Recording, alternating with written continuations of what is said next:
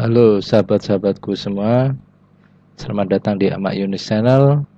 Jangan lupa untuk subscribe dan share. Terima kasih dan selamat menyaksikan dan menikmati suguhan-suguhan konten dari kami.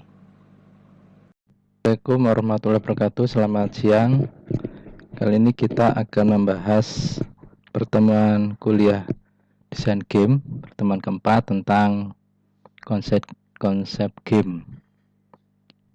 Yang krusial atau yang paling penting adalah bagaimana cara menghasilkan ide game ini, ya.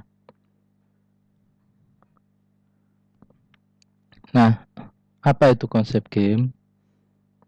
Jadi intinya yang paling penting adalah tentang ide dasar tentang konsep game kita itu seperti apa. Biasanya nanti akan dituangkan dalam bentuk dokumentasi, ya. Jadi Anda nanti rencananya membuat seperti apa dan seterusnya. Nah, ini yang akan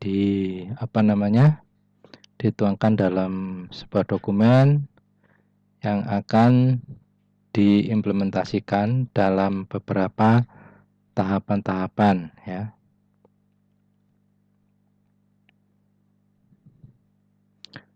Karena kita kalau misalnya berbicara tentang desain game, atau kalau Anda misalnya menjadi seorang developer game, itu pasti Anda harus bekerja sama dengan investor, penerbit, tim seni, pengembang, dan pemasar.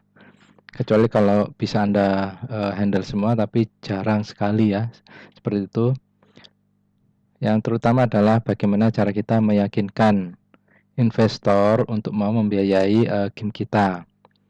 Tentu itu butuh konsep dan ide yang cukup cemerlang.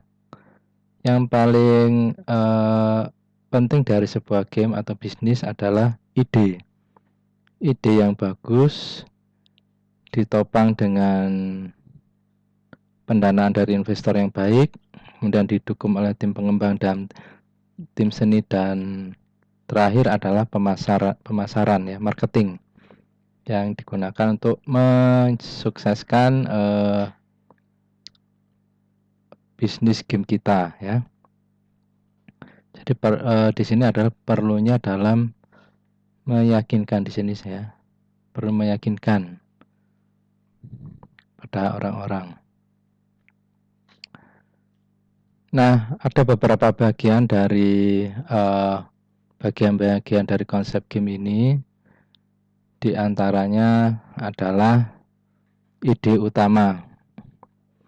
Apa sih yang perlu Anda masukkan ke dalam ide ini? Ya, tentang deskripsi game kita, seperti game ini adalah bercerita tentang bla bla bla bla, cara gaya permainannya seperti apa, ada settingnya enggak, ribet apa enggak. Nah, itu perlu diatur, ya. Kemudian karakternya apa saja. Ini biasanya disukai, ya, seperti kita kalau main Mobile Legends atau PUBG, di situ ada beberapa jenis karakter yang tiap-tiap karakter memiliki penggemar sendiri, ya, dan kekuatannya dan seterusnya. Kemudian yang perlu dari sebuah ide adalah ringkasan cerita. Jadi sebuah game yang baik ini memang harus memiliki konsep cerita yang bagus, ya, sehingga membuat alur ceritanya lebih mudah. Biasanya yang sering digunakan kalau kita lihat game-game buatan Microsoft, ya, seperti Age of Empires dan seterusnya, itu ceritanya berdasarkan sejarah, jadi lebih enak, lebih mudah membuat karakternya dan seterusnya. Kemudian elemen kuncinya apa saja yang digunakan untuk memperebutkan apa saja, ya, kekuatannya, pakai benda apa saja dan seterusnya, itu bisa dipakai. Kemudian cara bermainnya seperti apa bisa bermain bersama, ya, misalnya multiplayer atau dan sebagainya dan seterusnya. Kemudian yang ini yang perlu kita bedakan dari game lain adalah kekuatan game kita itu apa, sehingga tidak meniru 100% dari game lain. Mungkin konsepnya bisa kita bedakan di mananya ya. Kemudian yang selanjutnya adalah keuangan. Kalau berbicara tentang game, yang kita mendapatkan keuntungannya itu bukan hanya berasal dari penjualan di awal saja, tapi juga bisa mendapatkan dari penghasilan dari iklan, ya, atau pembelian dalam aplikasi. Misalnya kita beli kekuatan, beli senjata dan seterusnya, ya, atau kita mau beli menjual action figurnya dan seterusnya, itu bisa ya. Yang bisa dijual juga adalah mungkin menjual level atau fitur tambahan, kombinasi metode dan seterusnya. Ini tentu saja bisa menambah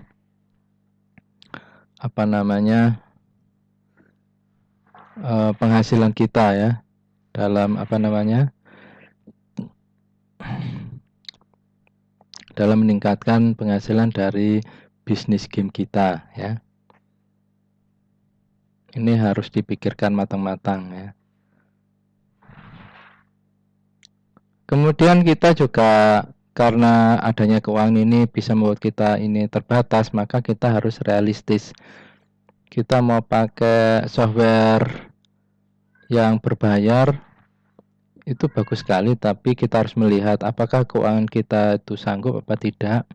Itu harus diperhatikan. Jadi jangan asal saja, karena kita tidak hanya membuat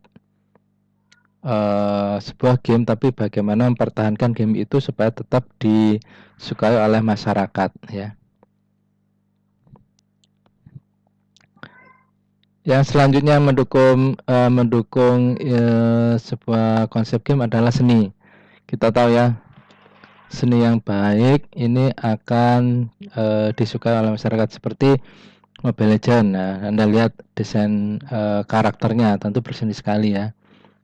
Bahkan mereka tidak segan-segan untuk mengambil karakter-karakter dari negara-negara lain yang dianggap memiliki nilai seni dan nilai untuk menarik para pemain dari daerah seperti itu ya. Seperti munculnya karakter Wiro Sableng, kemudian Kadita ya, itu bisa digunakan ya. Bajunya juga tradisional sekali. Atau mungkin Anda lihat waktu game Age of Empire yang versi Majapahit dan Mataram dan seterusnya, itu menggunakan bahasa Jawa ya. Anda bisa cek di YouTube. Nah, itu bisa digunakan ya sebagai untuk penguatan ide Anda ya.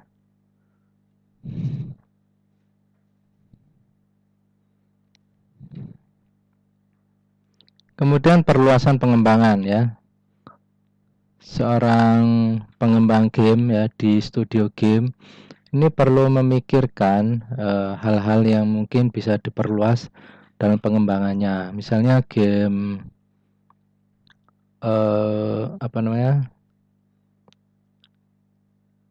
game Age of Empire atau Dota.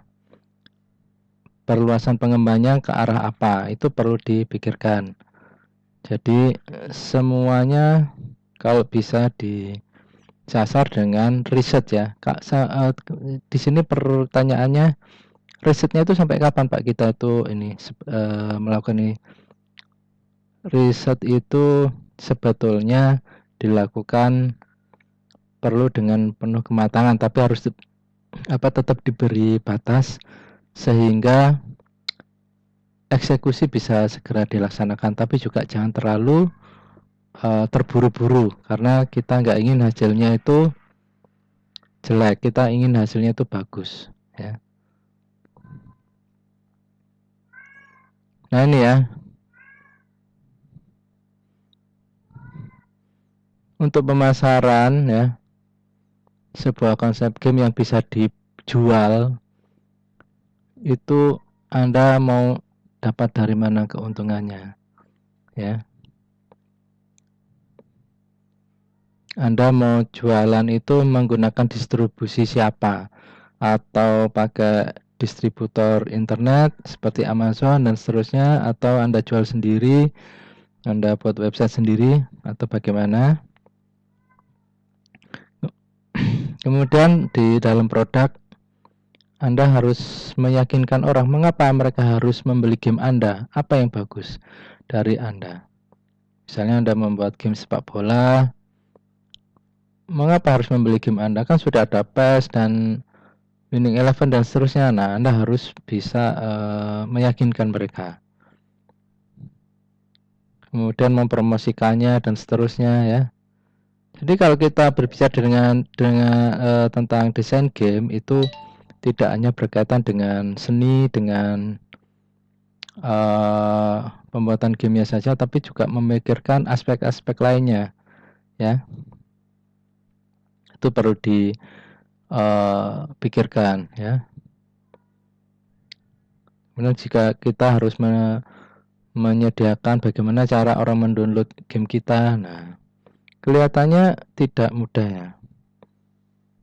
Nah itu apa yang harus kita miliki? Nah, kemampuan untuk pertama mempunyai ide yang bagus dan berusaha kemampuan meyakinkan orang dengan konsep game kita yang lebih jelas.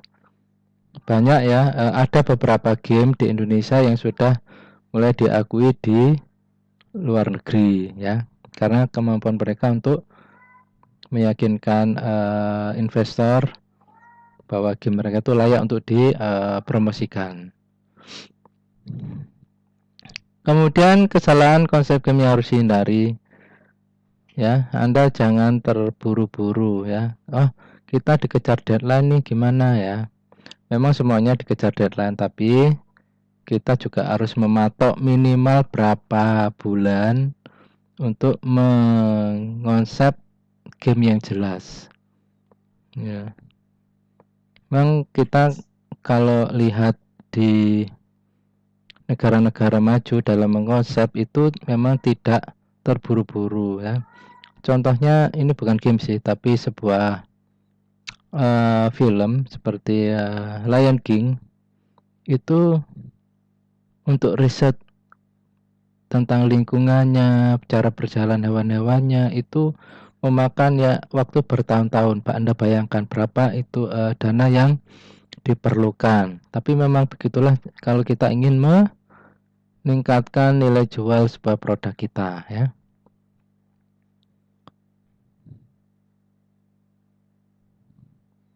Nah, bagaimana sih cara mencari ide dari video game itu? Paling gampang adalah mengambil ide yang sudah dikembangkan. Contohnya apa ya? Angry Bird kemudian dikembangkan, dirubah sedikit menjadi mungkin ya Flappy Bird dan seterusnya. Atau misalnya Anda main Super Mario, Anda kembangkan menjadi apa, kan mirip ya, cara bermainnya sama, cuma mungkin perlu di reskin atau diganti karakternya, itu bisa ya. Atau bahasanya, karena mungkin ada beberapa anak-anak yang misalnya kita ingin membuat game pengenalan buah-buahan hanya saja dalam bahasa Inggris, mungkin kita bisa melihat cara bermainnya, terus konsepnya seperti apa, kita bisa buat dalam bahasa Indonesia sehingga game-game kita itu bisa berguna bagi anak-anak yang ingin belajar tentang buah-buahan, yang misalnya apalagi pada saat pandemi ini ya, kalau misalnya belajarnya itu monoton, tentu anak-anak akan merasa bosan. Nah, dengan game kita buat mereka menjadi tidak bosan ya. Ini bisa.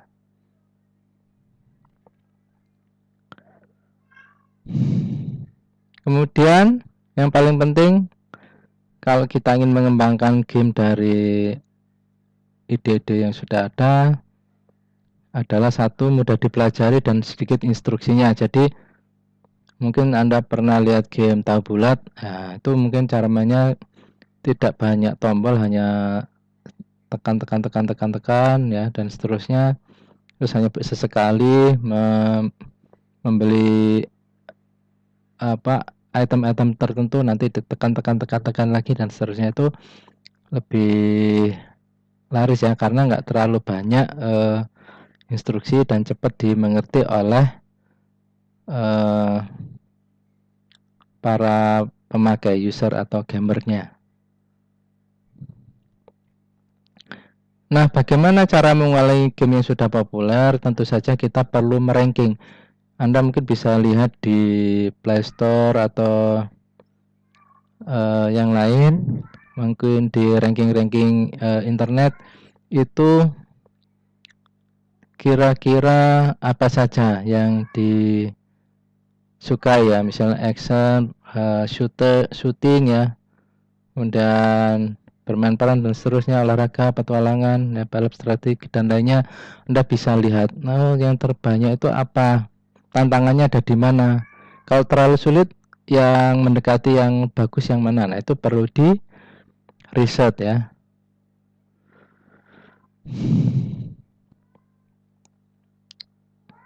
Ya, jadi itu sudah ranking tadi sudah ya. Kemudian prinsip inovatif, ATM, amati, teliti, dan modifikasi ya. Biasanya orang menggunakan itu ya, menerapkan prinsip inovatif. Kemudian kita harus benar-benar mengerti kira-kira inovasi apa yang bisa kita tanamkan atau gantikan ke dalam game tersebut sehingga orang menjadi lebih menyukai game kita, karena mungkin lebih mudah daripada game yang lama ya, dan seterusnya ya. Kemudian yang ketiga adalah memunculkan ide dari awal ya. Misalnya benar-benar dari awal nih, tapi ini jarang, tapi memang ada sih yang seperti ini. Anda bisa mengasah genre tertentu, Anda mau menggunakan apa ya. Kemudian perhatikan kira-kira konsep yang belum pernah dipakai itu apa ya, cara mainnya gimana ya, itu perlu harus benar-benar diriset ya, harus benar-benar dilakukan penelitian, dilihat dan seterusnya, sehingga idenya itu benar-benar bagus ya.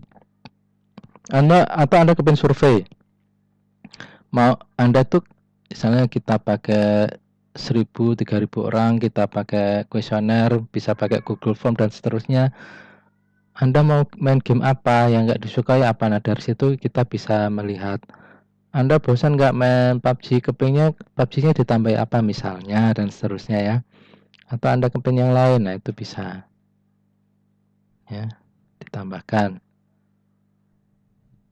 ya. Ini tadi beberapa hal yang ingin saya sampaikan tentang ini sumbernya dari sini ya, yang saya ambil. Jadi untuk kali ini nanti saya akan memberikan tugas tentang beberapa penggalian ide bagi game Anda. Oke, terima kasih untuk kuliah kali ini. Saya Rio, wassalamualaikum warahmatullahi wabarakatuh. Selamat siang.